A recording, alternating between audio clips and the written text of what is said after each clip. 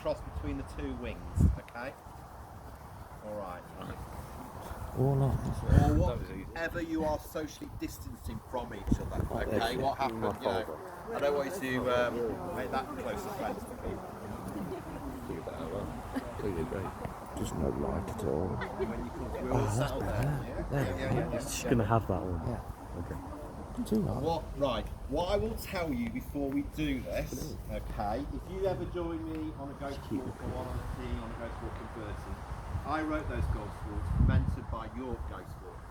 So they are Burton stories, but a lot of it's like going on your ghost walk really. You know, we have the past and we jump out on you and have fun. If you know what I mean. But I don't really need the cast, the rest of the team up here. Well, they won't work up here anyway, will they? Because I've got 168 dead ghosts here who cooperate. We get on quite well with each other, really, and they interact with you lot quite well, really.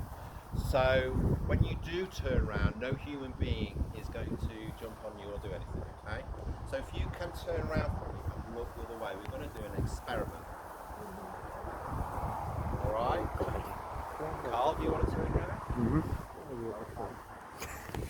Right. What I want you to do is I want you to forget all the stresses of life.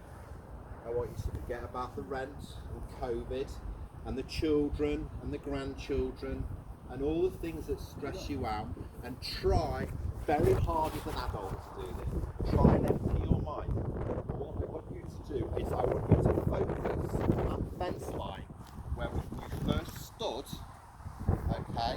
First stood before I took you to that corral, okay?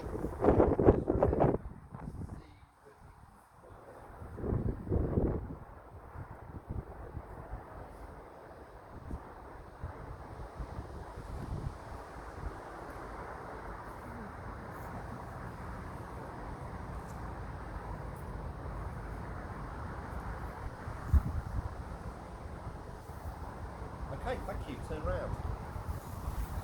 Now, can I ask you as a group, before I answer this question, bizarre things have happened to thousands of people here. We don't tend to talk about ghost interacting. It hasn't come into vogue yet. Maybe in 100 years' time it'll be quite normal. We talk about things about it more now, it's more acceptable with all the TV programs and everything. But we don't tend to talk with people we don't know. Okay?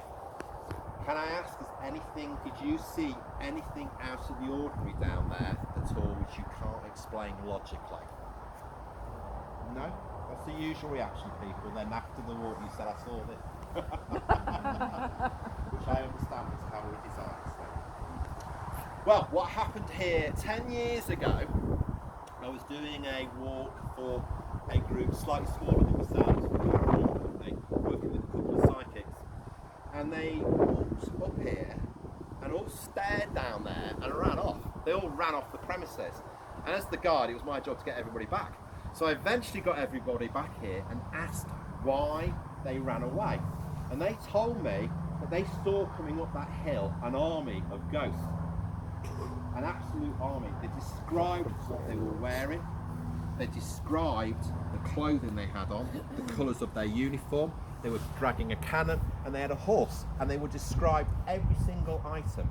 And when I look back in the history books, I found out that the Blythefield Regiment attacked this house. They were the last regiment of Cavaliers to hold it for the king in Lichfield, and they butchered every man, woman and child.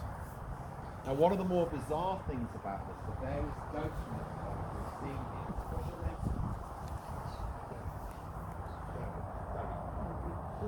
Where Larry is standing here, there has been seen horses in that position, actually there, with cavaliers sitting on top of ghosts of cavaliers. And where above Larry's head, there is a woman strangulated and hitched up by a rope, rocking backwards and forwards. She walks as well in visitation as a ghost along only this part of the wing of this particular area. And she's known as the Key Woman because she has a bunch of keys and black dress on. She was the nanny to 2 children here at Sinai House. And it's said that she stays in that position, in this plane, in this world, because she feels guilt fact that she let the children in her charge die. A little extra on this one. The group that came for you, 2 people have seen the children of the ghost that she was looking after, general members of the public, actually in this wing tonight.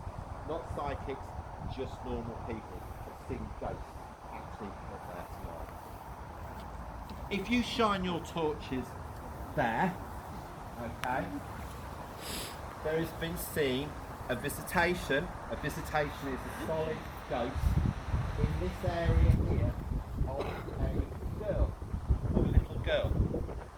The little girl was called Elizabeth, and she was murdered by the soldiers when they came here to Sinai House. But not very far from Elizabeth is another ghost of an adult female. Her name is Mary. Mary was her mother. Mary was eventually killed after the soldiers had finished with her, and she stayed with Elizabeth because she feels guilty about her child being murdered, and she cannot move over to the other side because Elizabeth is still here. Quite sad ghost really here. Ghost at Sinai, I forgot to in the introduction, was the actual ghost that from home with you. You've got protection tonight anyway. The psychic here, like I said, works for the FBI, so we've got pretty strong psychics on the ground, but they won't come anyway because they will reside only in this area. So if you do have a ghost in your house, contact me and we'll get the psychic team to come and help you out, okay? I won't put it on television, honestly. Okay? I'm not telling you. It's Donald Woody.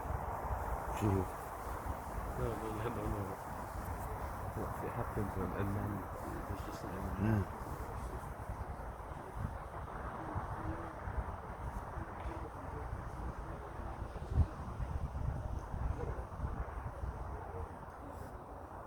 Can you hear this? So, when you walk through the gate on the way up here, you're actually up to the back, and the reason that was around about 15 years ago here, before woman in the history time, Kate says to her, I can't do the history, it's very hard to do. But Chris will tell you that, and go to the history years ago.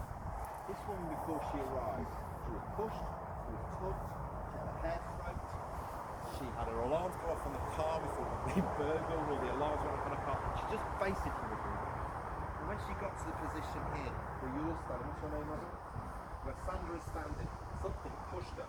She went nearly down the drain hole because I had to catch her. It was the ghost of the cat who literally pushed her here. So we have this cone here now, and I keep a very close eye on you to make sure that you are okay.